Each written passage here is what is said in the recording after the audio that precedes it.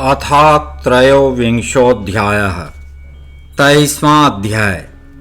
विष्णु द्वारा माया उत्पन्न कर वृंदा को स्वप्न के माध्यम से मोहित करना और स्वयं जलंधर का रूप धारण कर वृंदा के पातिव्रत का हरण करना, वृंदा द्वारा विष्णु को शाप देना तथा वृंदा के तेज का पार्वती में विलीन होना।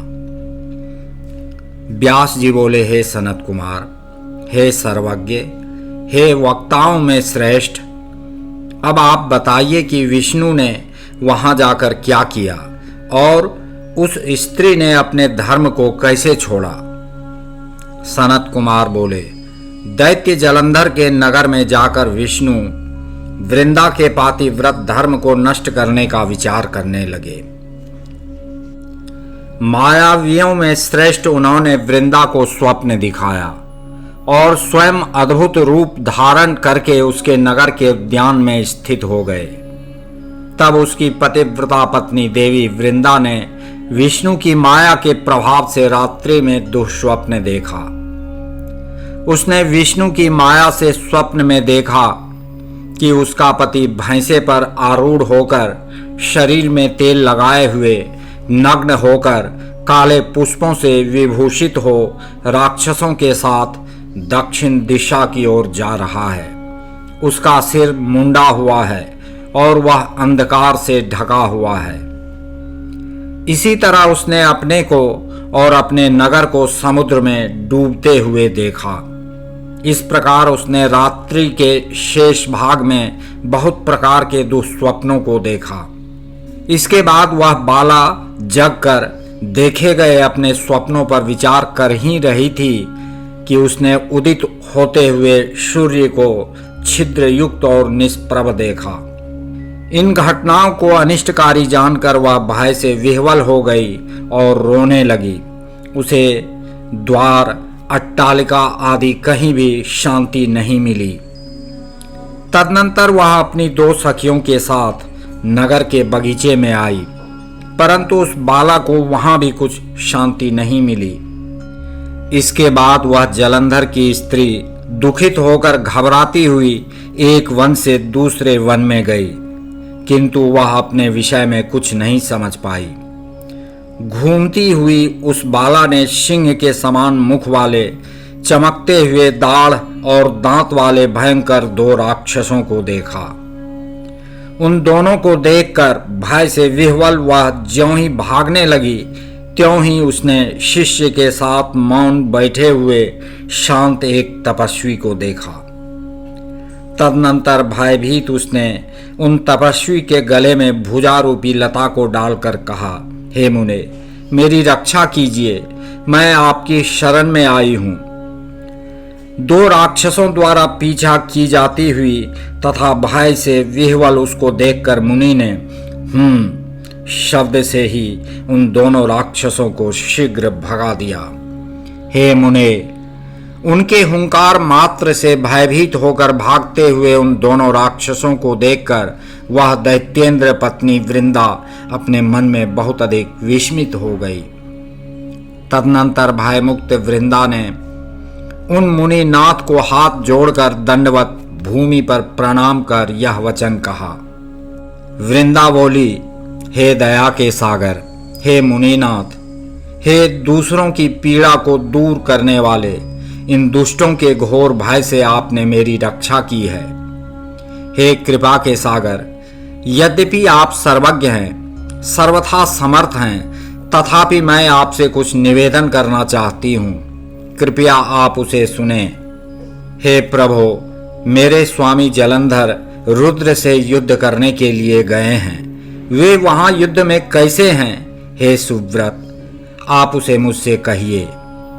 सनत कुमार बोले, उसके वाक्य को सुनकर कपट करके मौन बैठा हुआ तथा स्वार्थ को सिद्ध करने में कुशल वह मुनि कृपा करके ऊपर की ओर देखने लगा। उसी समय दो बंदर आए और उसको प्रणाम कर सामने खड़े हो गए। इसके बाद उनकी भौहों के इशारे से नियुक्त होकर वे आकाश की ओर चले गए। हे मुनीश्वर, आधे क्षण में ही लौटकर जलंधर के मस्तक, धड़ और दोनों हाथों को लेकर वे उसके सामने खड़े हो गए। वह वृंदा सिंधु नंदन जलंधर के सिर, धड़ और दोनों हाथों को देखकर पति के दुख से दुखित तथा मूर्छित होकर भूमि पर गिर पड़ी और विलाप करने लगी। वृंदा बोली, हे प्रभु, जो आप पहले सुख की बात सुनाकर मुझे प्रसन्न किया करते थे, वही आज आप अपनी निरपराध पत्नी से बोलते क्यों नहीं हैं? अहो, जिन्होंने पहले गंधर्वों के साथ विष्णु और देवताओं को भी पराजित कर दिया था, वे ही त्रैलोक्य विजयी आज एक तपस्वी से कैसे मारे गए हैं? हे दैत्य श्रेष्ठ, मैंने आपसे पूर्व में कहा था कि शिव पर ब्रह्म हैं, परंतु आपने रुद्र के तत्व को न जानकर मेरे उस वाक्य को स्वीकार नहीं किया। आपकी सेवा के प्रभाव से मैंने जान लिया था कि आप कुसंग के वशीभूत होकर गर्व के कारण मेरी बात नहीं मान रहे हैं। अपने धर्म में परायण जलंधर की पत्नी इस प्रकार कह कहकर दुखित हृदय से अनेक प्रकार से विलाप करने लगी। तदनंतर दुख से उच्छ्वास छोड़ती हुई तथा धैर्य धारण कर वह वृंदा उन मुनि श्रेष्ठ को प्रणाम कर हाथ जोड़कर बोली, हे कृपानिधे, हे मुनि श्रेष्ठ, दूसरे का उपकार करने में ही आपका आदर है, इसलिए मुझ पर कृपा करके हे साधो मेरे इस स्वामी को आप जीवित कर दें।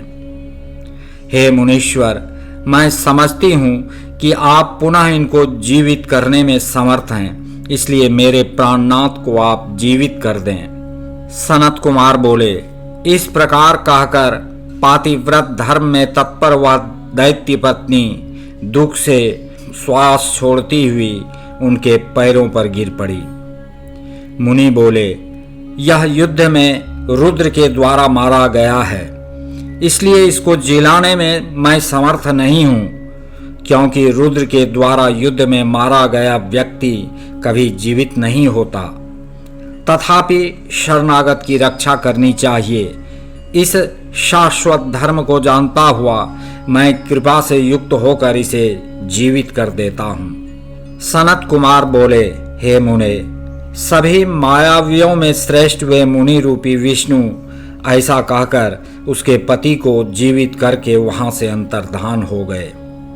उनके द्वारा जीवित समुद्र पुत्र जलंधर भी शीघ्र उठकर प्रसन्न मन से वृंदा का आलिंगन कर उसके मुख का स्पर्श करने लगा। पति को देखकर वृंदा ने हर्षित मन से सभी प्रकार के शोक का परित्याग कर दिया और इस घटना को स्वप्न के समान समझा। वह प्रसन्न चित्त से काम का उदय होने पर उस वन के मध्य में ही उसके साथ बहुत दिनों तक विहार करती रही। एक बार सहवास के अंत में उसको विष्णु के रूप में जानकर क्रोध से युक्त होकर फटकारती हुई वृंदा यह वचन बोली। वृंदा बोली, अरे पर स्त्रीगामी हरि, तुम्हारे इस प्रकार के चरित्र को धिक्कार है। मैंने तुमको अच्छी प्रकार से जान लिया है। तुमने ही माया का आश्रय लेकर तपस्वी का वेश धारण किया था। सनत कुमार बोले, हे व्यास, पातिव्रत परायण उस वृंदा ने ऐसा कहकर क्रोध युक्त होकर अपने तेज को दिखाते हुए विष्णु को शाप दे दिया। रे महाधम दैत्य शत्रु, तुम दूसरे के धर्म को दूषित करने वाले हो, इसलिए अरे शठ, सभी प्रकार के विषयों से तीव्र मेरे द्वारा दिए गए शाप को ग्रहण करो। तुमने अपनी माया से जिन दो पुरुषों को दिखाया था, वे ही दोनों राक्षस बनकर तुम्हारी पत्नी का हरण करेंगे। तुम भी पत्नी के दुख से दुखित होकर वानरों की सहायता लेकर वन में भटकते हुए घूमो, और यह जो सर्पों का स्वामी शेषनाग तुम्हारा शिष्य बना था, यह भी तुम्हारे साथ भ्रमण करे। ऐसा कहकर वह वृंदा उस समय विष्णु के द्वारा रोके जाने पर भी अपने पति जलंधर का मन में ध्यान करते हुए अग्नि में प्रवेश कर गई। हे मुने, उस समय उसकी उत्तम गति को देखने की इच्छा वाले ब्रह्मा आदि सभी देवता अपनी भार्याओं के साथ आकाश मंडल में स्थित हो गए। उस समय दैत्येंद्र पत्नी की वह परम ज्योति देवताओं के देखते देखते ही शीघ्र अदृष्ट हो गई और शिवा पार्वती के शरीर में उस वृंदा का तेज विलीन हो गया। उस समय आकाश में स्थित देवताओं ने जय जय की ध्वनि की। हे मुने, इस प्रकार कालनेमी की श्रेष्ठ पुत्री महारानी वृंदा ने पातिव्रत के प्रभाव से परामुक्ति को प्राप्त किया। उस समय हरि ने उसका स्मरण कर उसकी चिता की भस्म धूलि को धारण कर लिया। देवता और सिद्धों के ज्ञान देने पर भी उनको कुछ शांति नहीं मिली और वे वहीं पर स्थित हो गए।